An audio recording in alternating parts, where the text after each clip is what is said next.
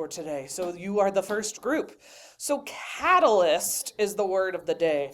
And I was kind of kicking myself for never having taught this word before, because it really is a good and helpful trick for stories. So everyone say catalyst.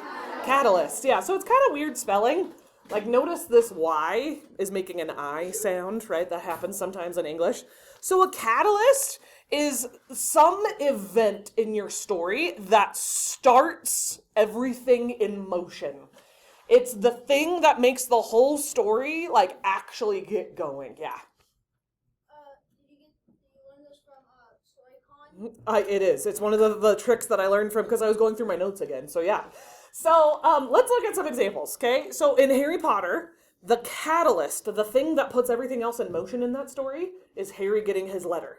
Like, these are big moments in stories that are super important. So if you're writing stories that don't really have a catalyst, which is this moment that sparks everything to change, that's something you should start doing, Axel. Make sure you're focusing. Another example, in Finding Nemo, the catalyst, the thing that pushes everything forward and gets that action going, is when Nemo gets taken by the scuba diver, right? Or the last one, in The Hunger Games, when Katniss Everdeen, when she's like, I volunteer as tribute, that was the catalyst, right? Because that was the big moment where everything changes. What about Bluey? Sure. I mean, it might.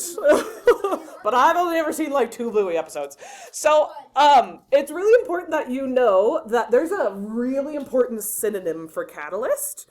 It's called inciting incident. So it means the exact same thing, but these 2 words can be used synonymously, which means they can be used interchangeably. They mean the exact same thing. So say inciting incident.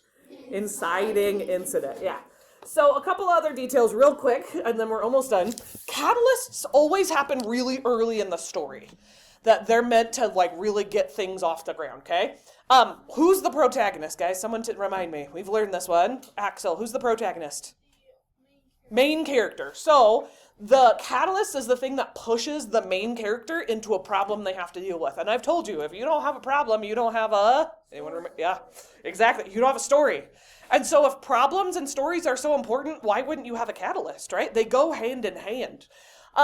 It creates like direction. It gives the story somewhere to go. If you're getting writer's block all the time, make sure you're including a catalyst and you'll stop getting stuck, right? Because that's what pushes it to keep going.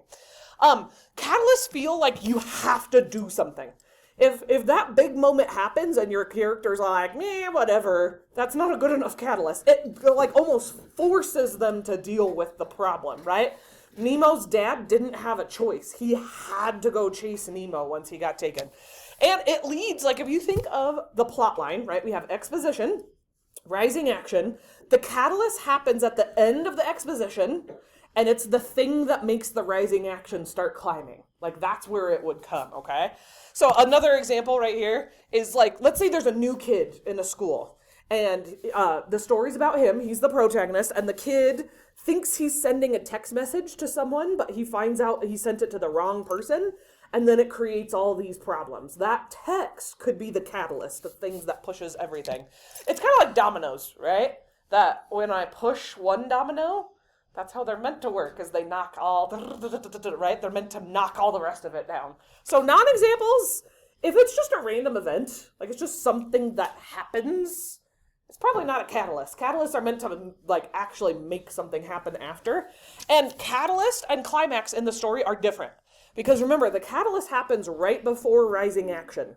The climax happens like after rising action, so that's how those are different. Okay, I've got a little bit of a video for you, not too much here, just to kind of get this stuck in your head for forever. Oh, let's get this party started! For mainstream filmmaking, story is everything. And when they say filmmaking, just think story or creative writing. It's the same thing. a story needs to start somewhere. And usually, it starts with an inciting event. Dear Mr. Potter, we are pleased to inform you that you have been accepted at Hogwarts School of Witchcraft and Wizardry. How do filmmakers use inciting events as the spark for a narrative? What techniques do we see again and again in these pivotal moments? This is just a What little is bit an here. inciting incident? Before we begin, remember to subscribe to Studio Binder and click the bell to stay up to date on all our newest filmmaking videos. We will be spoiling the following movies. Consider this our inciting incident. Let's get started. In film, an inciting incident is the event that gets the plot moving. In his screenwriting manual, Into the Woods, producer John York writes, "If a story is once upon a time, something happened, then the inciting incident is the something that kickstarts a story." Screenwriting scholar Robert McKee notes that the inciting event is the moment of profound change to the main character's world. He explains, "The inciting incident radically upsets the balance of forces in the protagonist's life." Though today we associate the term with filmmaking, I think that's enough right there. So, use them, right? Like, purposely use catalysts in the future. Everyone think about a different example that I didn't already talk about. Think about your You Try box, everybody. You can make up a catalyst, or you could think of the last movie you saw, or the last book you read. Well, you have to tell me what moment is the catalyst. You can't just name the movie, so that's a good question. Tell me what moment in the movie was the catalyst. Ashlyn, here's this for you. Okay, and then I want to hear like two of them. Who's got a good catalyst? Abigail. Yeah, for sure, which is such a good, fun book and movie. Okay, Harris? Also, wait, does it have to be a movie? It doesn't. It can be written stories as well. Yeah. And Monopoly when you get that first dollar. Yeah, I like that. That's the catalyst that's going to get everything off the ground and get it moving. Nathan. George from Hotel Transylvania walking into the hotel. Exactly, right? Because that's the moment everything changed. Coleman, good. I would say no, and that's okay that you're wrong. Because you're thinking of those big moments that change a lot of things. But remember, go back to the examples box. It happens really early in the story. So Coleman, yours is still a good example of like a peripetia, a plot twist. But inciting incidents happen way early in the story, and that one was very late. Okay, yeah. In a book called Beyond the Bright Sea, one of the characters finds a guy tied up in a ring. Oh, okay, and that gets everything off the ground and moving. Okay, Rose. And Twisters when like all her friends die. Yeah. Oh, yes, that was for sure the catalyst in Twisters. Okay, you three are the last ones. Everyone work on turning it in. Cade, tell me yours. And then when Winston goes out to play. Good, yeah. Okay, Grant. And with Redford Grove, that's how he buys it off.